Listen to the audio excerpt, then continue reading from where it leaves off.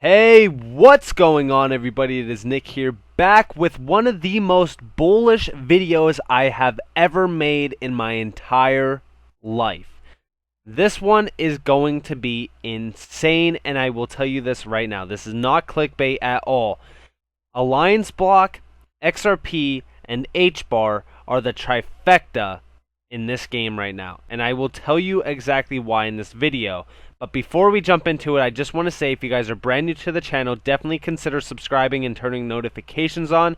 And if you guys are enjoying the daily uploads, definitely leave a like as well. So, let's jump into this, right? So, these are the Trifecta 3 for cross-border payments, and I'll go into why. But first, you guys see Alliance Block on my screen. Now, I did a deep dive into this a little bit.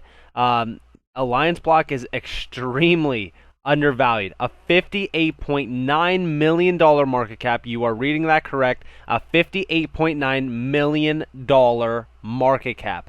1 billion total supply. We will have tokens burned as well, and we will have staking involved as well. So a lot of this supply will be locked in value. Most of it won't even be able to be touched.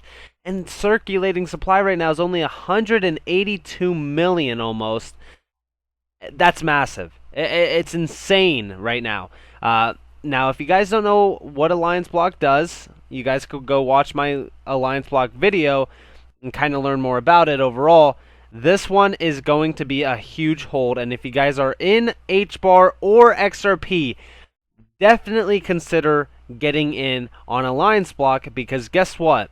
The use cases that XRP and Hbar offer will be utilizing Alliance Block. I'm telling you that right now. So, first and foremost, I just want to say $32 or 32.5 cents almost. Sorry about that. And then we also have Hbar at 21 cents almost. XRP currently at 88.5 cents. So these are all kind of different in terms of price targets. Hbar a little bit under by 10 cents. XRP, of course, at a skyrocketing price of 88 cents overall. First and foremost, when we jump into this, I do want you guys to reflect on the whole cross-border payment section of XRP and Hbar.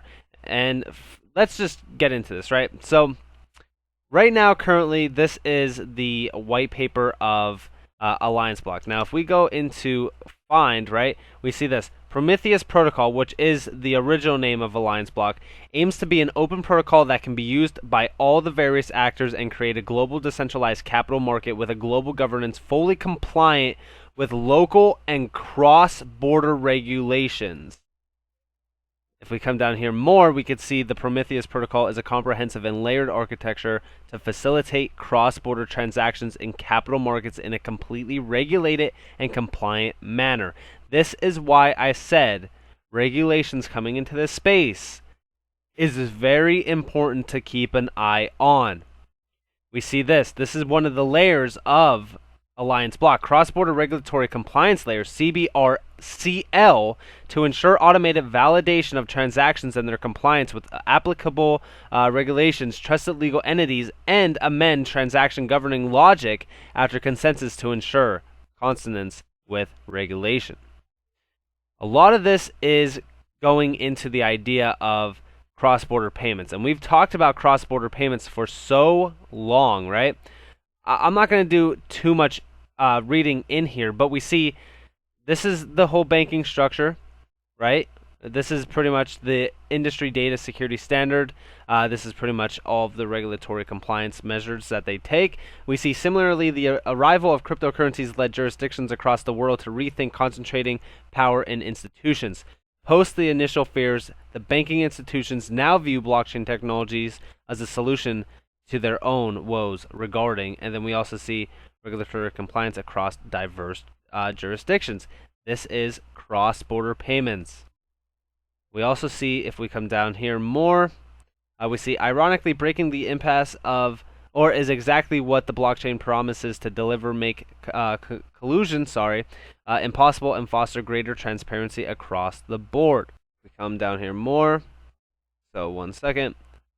So there's a lot more overall here. So we see cross-border compliance is achieved not by reinventing the wheel, but by enhancing and strengthening collaboration between actors.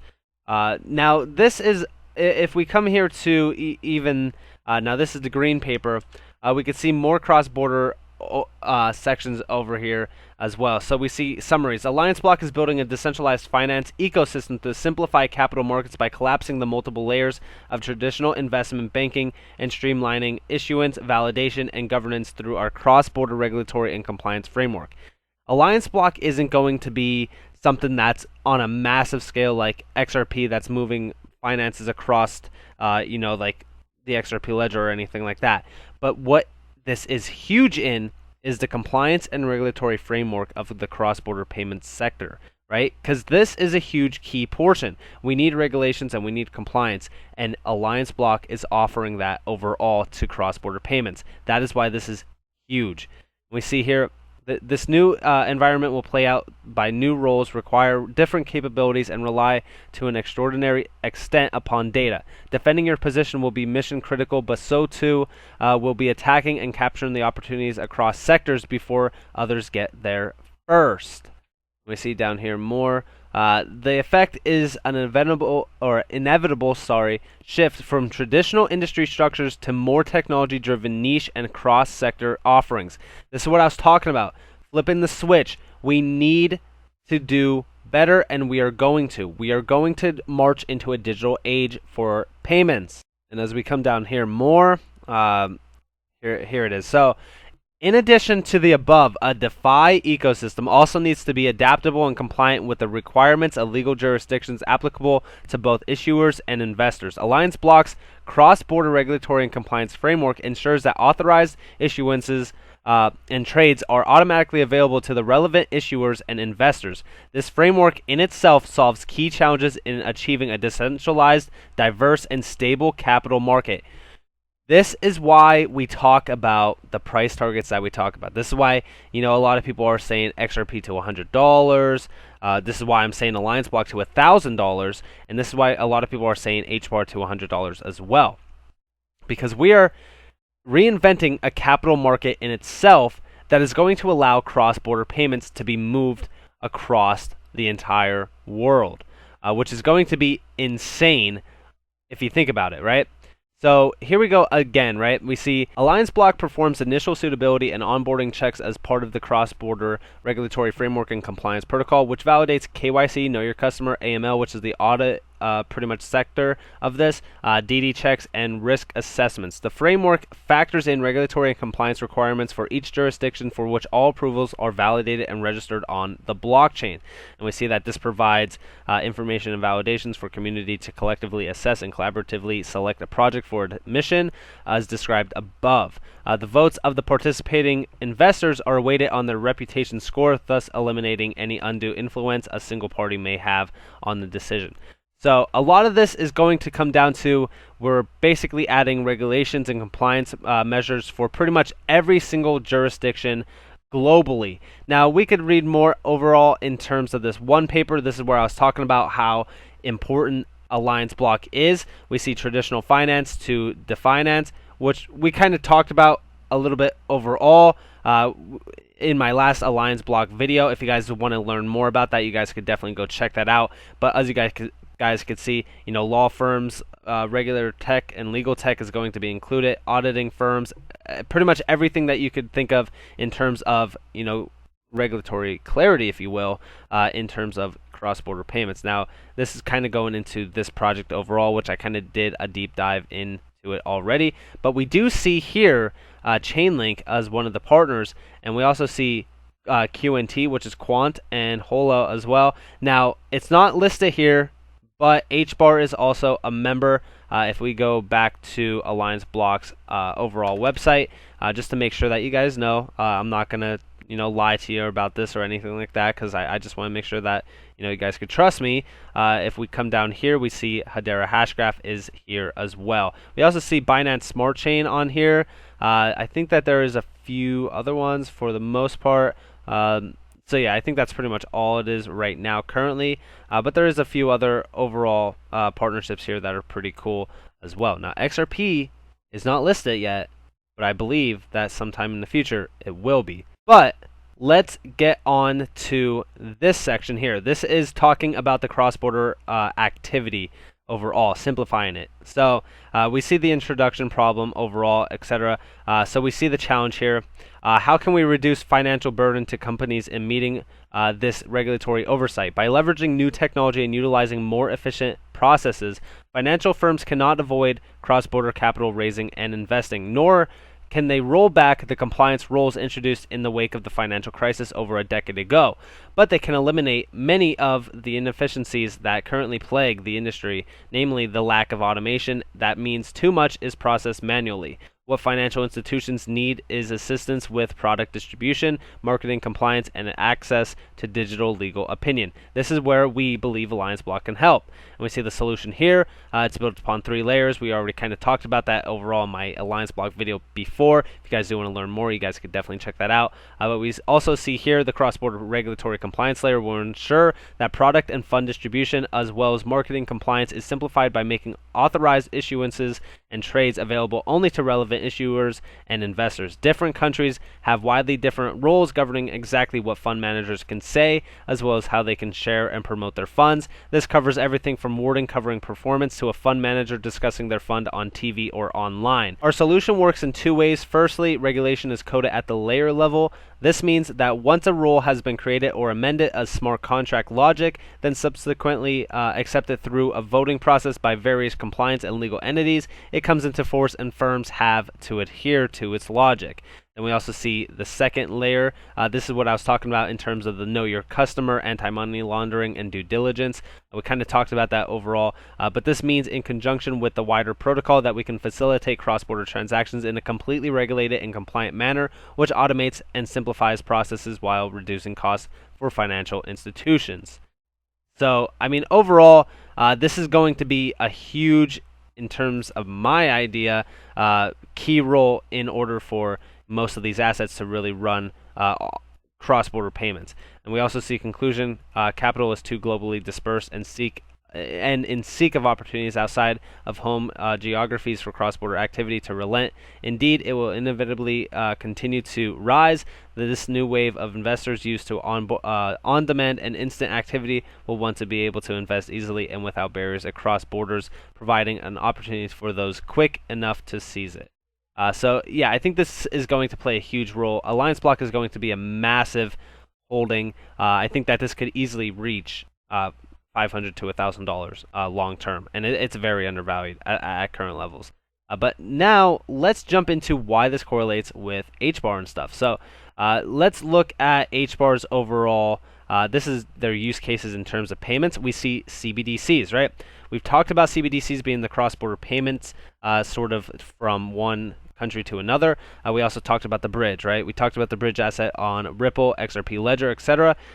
This is where big key rules come into place, right? Central bank digital currencies, CBDCs, are regulated by countries' monetary authority and typically deployed on permissioned blockchain frameworks. They utilize the HODL consensus service in combination to preserve privacy while enabling transparency and trust for national and international payments. It's talking about, this doesn't really say cross-border, but this means essentially cross-border. And I think at some point in time, Hbar will get onto cross-border payments. But we already kind of see that as well, right? We see Standard Bank Group establishes Africa's first HODL network node to enable much-needed digitalization of cross-border trade processes. So this is basically talking about cross-border processes, which is payments essentially. And we even see it here, right?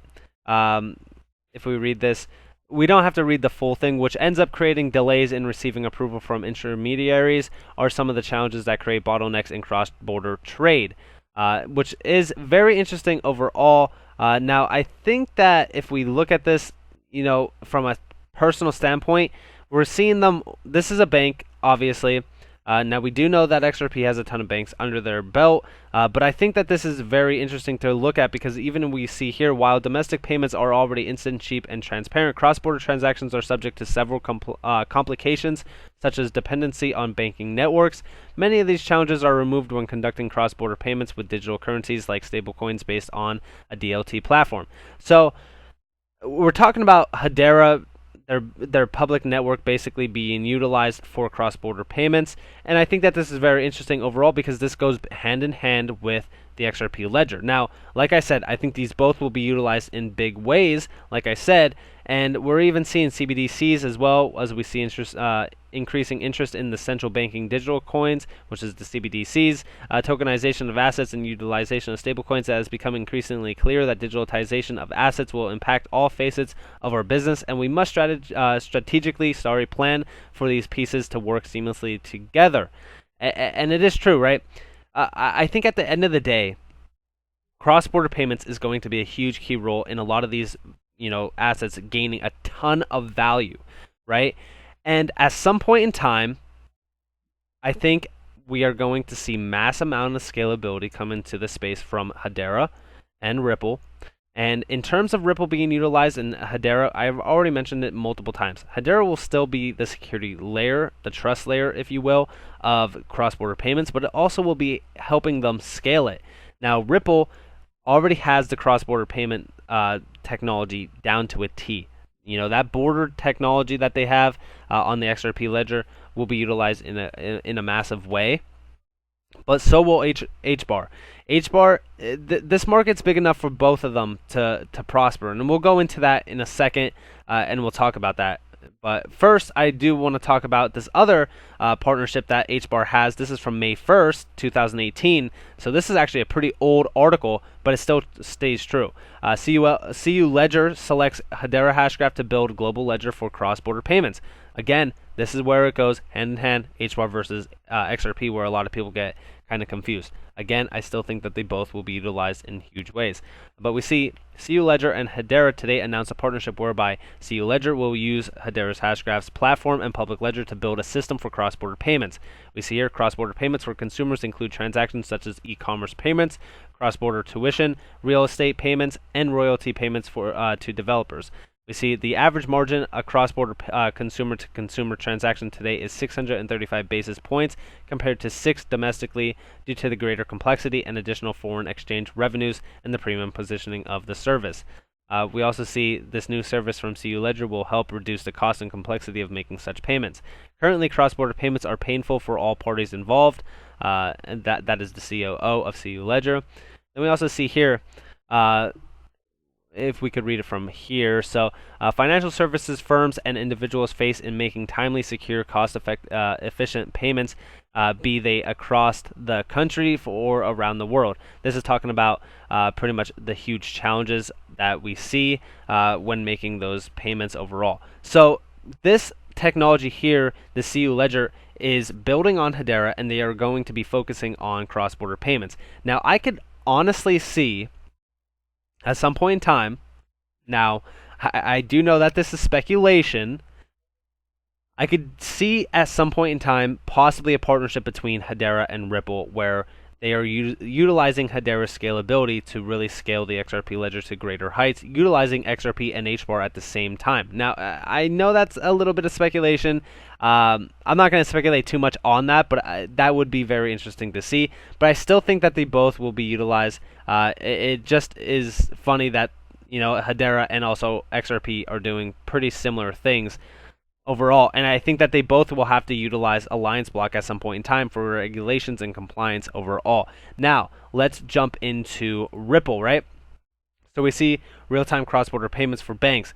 This is RippleNet's main use case, and we see 55 plus countries, benefits for banks joining RippleNet, new revenue, lower cost, consistent experience, one integration point, opportunities for RippleNet members, book new SME clients, increase remittance revenues as well. We see Santander Bank, and there's a few other banks overall, like we see American Express on here, Lulu Exchange, SBI, Navanti, SCB. There's a bunch of, we don't really need to read too much into it, but this is a huge key role overall. Now, if we look here, we see RippleNet membership as well. Now, this is talking about more overall cross-border payments as well. Now this is utilizing, like I said, Bank of America, Standard Chartered, Santander, MoneyNet Initiative, SCB, NEOM as well. This is talking about, again, kind of, if we look here and look at cross-border, the new world is converging on a new global standard for modern cross-border payments. We already talked about it. Even here, the RippleNet committee is responsible for driving the standardization of RippleNet and providing guidance in removing friction from global cross-border payments. Cross-border transactions, standardized global cross-border transactions. So they will utilize Alliance Block at some point in time. I truly believe that. And we even see here, R3 trials interbank cross-border payments with Ripple's digital asset XRP. I'm telling you, at some point in time, cross-border payments will be huge, and it will drive the utility price of XRP and also Hedera. Again, cross-border payments here. This is talking about American Express. This is going back from 2017. We even see here, initially Ripple will connect American Express customers to Santander in the UK, providing instant trackable cross-border payments. I'm telling you guys, this is huge. XRP, Hbar, and Alliance Block are three huge key roles in this new digital society. We even see here, they partnered with San Francisco-based Ripple, the UAE exchange, for seamless and instant, seamless, and real-time cross-border payments. Impact on the speed and cost of cross-border transactions as well. We even see another partner here. The partners just kind of align here overall. They acquired a 40% stake in Asia's leading cross-border payments specialist, Tranglo. We've already kind of talked about some of these overall, but this is massive. This is massive for all three of these projects. That's why I'm saying Alliance Block at this price is a steal of a deal. This is almost like investing in Bitcoin, if I will, and I don't say that lightly, but this is like investing in Bitcoin at the centile ranges as well. You know, I still think this could do easy 1,000x from these current prices, because I still think, I mean, at $300, a $1 billion market cap is nothing, right? You know, a $300 billion market cap for something like Alliance Block is truly still undervalued. So that's why I think it could go to, you know, I think it could go to, at some point in time, a $1 trillion market cap to get to that $1,000 range. Because if this is going to be compliant and regulating pretty much cross-border payments that we already know banking systems will be utilizing across the world, I don't think that we could really put a value on that. That's why I say market cap on some of these assets just does not make sense.